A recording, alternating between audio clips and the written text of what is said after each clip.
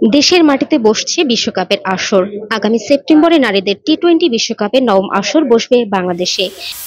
মিরপুরের শেরেবাংলা জাতীয় cricket stadium ও সিলেট আন্তর্জাতিক স্টেডিয়ামে বসবে এই বৈশ্বিক আসর। টুর্নামেন্ট শুরুর আগে আইসিসির ভেন্যু পরিদর্শন করতে বাংলাদেশে এসেছে 5 সদস্যের প্রতিনিধি দল। বিশ্বকাপ সামনে রেখে সাজানো হচ্ছে হোম অফ ক্রিকেট মিরপুরকে। বেশ মোটা অঙ্কের অর্থ ঢেলে বসানো হচ্ছে নতুন চেয়ার।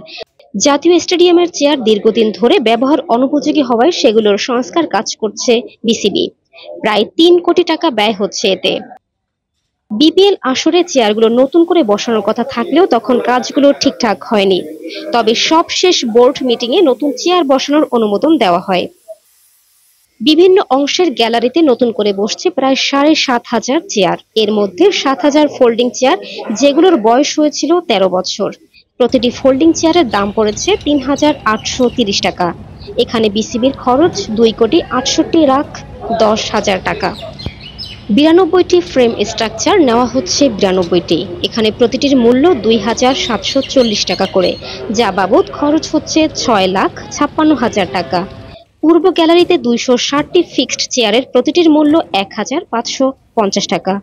গত মার্চে অস্ট্রেলিয়ার বিপক্ষে বাংলাদেশ নারী দলের টি-20 সিরিজের সময় গ্যালারির পূর্ব দিকের জায়ান্ট স্ক্রিন ঝড়ে ভেঙে পড়ে।